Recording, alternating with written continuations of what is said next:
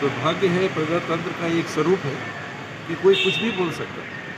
ठीक है, नियम है, कानून है, मानहानि के दावे हो सकते हैं, किंतु दुर्भाग्य ये होता है कि पहले कह के एक वातावरण, गलत प्रकार का वातावरण बनाने का लोग प्रयास करते हैं। मैं इसे उसी श्रृंखला की बात देख रहा हूँ जो किसी से कहलवाया गया था कि उनको मेरे से जान का खतरा है।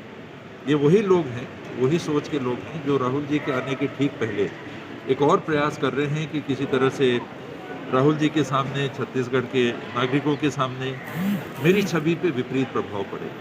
वरना मेरे पास कोई शासकीय संपत्ति नहीं है जिसका मैंने कब्जा किया है, और बाप दादाओं से भी यही सीख मिली कि जितना है उसमें रहना सीखो। और राज परिवार के थे तो ऐसा भी नहीं था कि कमी है। जमीन जायदाद भारत सरकार के साथ जो समझौते हुए थे उसके अनुरूप उतनी थी।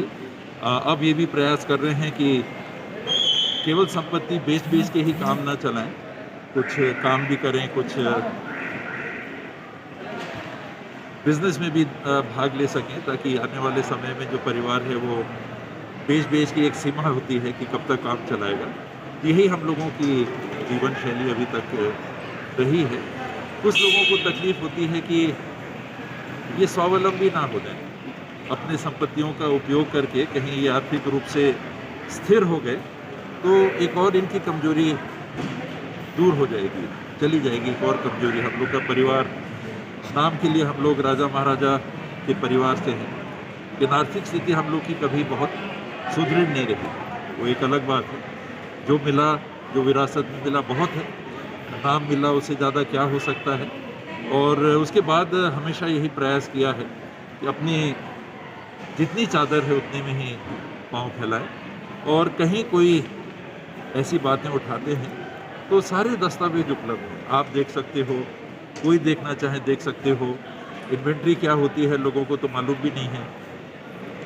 राजाओं के जब राज गए तो किस प्रकार की संधियाँ हुई, उस पर भी लोगों ने टिप्पणी कर दी कि संधि बदलती नहीं है। उनको यही नहीं मालूम है कि संधि के बदलने की बात नहीं है। संपत्तियों को लेके जो पत्राचार चलता रहा है 1960 के दशक तक चलता रहा है।